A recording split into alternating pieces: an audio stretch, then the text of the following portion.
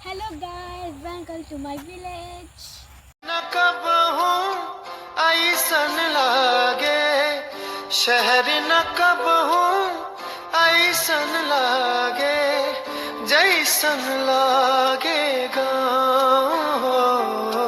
याद खूब आवे हमका खेत के डगरिया, याद खूब आवे हमका खेत के डगरिया, जहाँ बैठ चार यार घूमे दूसरे दुआर घर आवत हैं। याद खूब आवे हमका चाय के दुकनिया, याद खूब आवे हमका चाय के दुकनिया, जहाँ होत भिनुसार बाबा पढ़े अखबार गरियावत हैं। याद खूब आवे हमका गाँव के डगरिया, याद खूब आवे ऊ सरसों के खेत बगिया, ऊ नदिया के नाव, याद बहुत हमका आवत है ऊ सुंदर मोरा गाँव। भूलब ना हम शहर में आके, भूलब ना हम शहर में आके ऊ बदलापुर गाँव।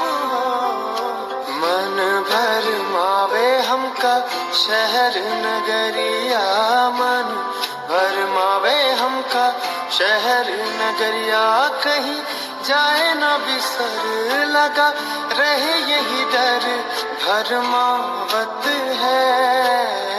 आवत है।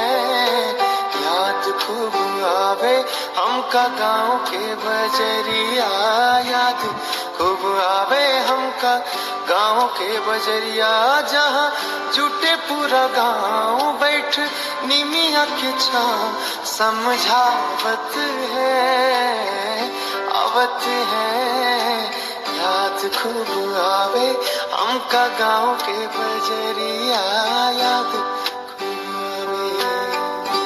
चाहे बनाला महल अटारी, चाहे तू बसी जा विदेश हो, बिन घर गाँव के नीक न लागे कितनो रही कलेस हो। नैका जमाना के चक्कर में, नैका जमाना के चक्कर में ना भूला पंदेस हो। याद खूब आवे हमका गाँव के मड़ैया, याद खूब आवे हमका गाँव के मड़ैया, जहाँ बड़े बूढ़े साथ करे ज्ञान वाली बात समझावत आवत है। याद खूब आवे हमका गाँव के दुकनिया, याद खूब आवे हमका गाँव के दुकनिया, जहाँ निमिया के छाँव राजनीति वाला दांव सिखावत आवत है। याद खूब आवे हमका गाँव के बजरिया, याद खूब आवे। न कब हूँ ऐसन लागे शहर, न कब हूँ ऐसन लागे जैसन लागे गाँव। याद खूब आवे हमका खेत के डगरिया, याद खूब आवे हमका खेत के डगरिया, जहाँ बैठ चार यार घूमे दूसरे दुआर घर आवत हैं। याद खूब आवे हमका चाय के दुकनिया, याद खूब आवे हमका चाय के दुकनिया, जहाँ होत भिनुसार बाबा पढ़े अखबार गरियावत है, आवत है। याद खूब आवे हमका गाँव के डगरिया, याद खूब आवे।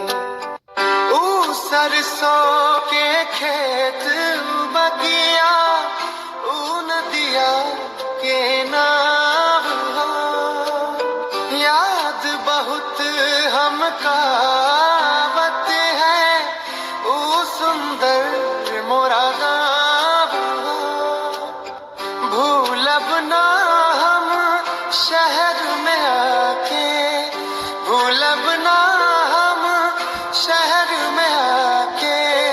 ऊ बदलापुर गाँव, मन भर मावे हमका शहर नगरिया, मन भर मावे हमका शहर नगरिया। कहीं जाए ना बिसर, लगा रहे यही डर, भरमावत है, आवत है। याद खूब आवे हमका गाँव के बजरिया, याद खूब आवे हमका गाँव के बजरिया। जहाँ जुटे पूरा गाँव बैठ निमिया के छाँव, समझावत है, आवत है।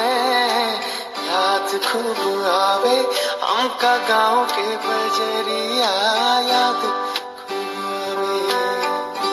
चाहे बनाला महल अटारी, चाहे तू बसी जा विदेश हो, बिन घर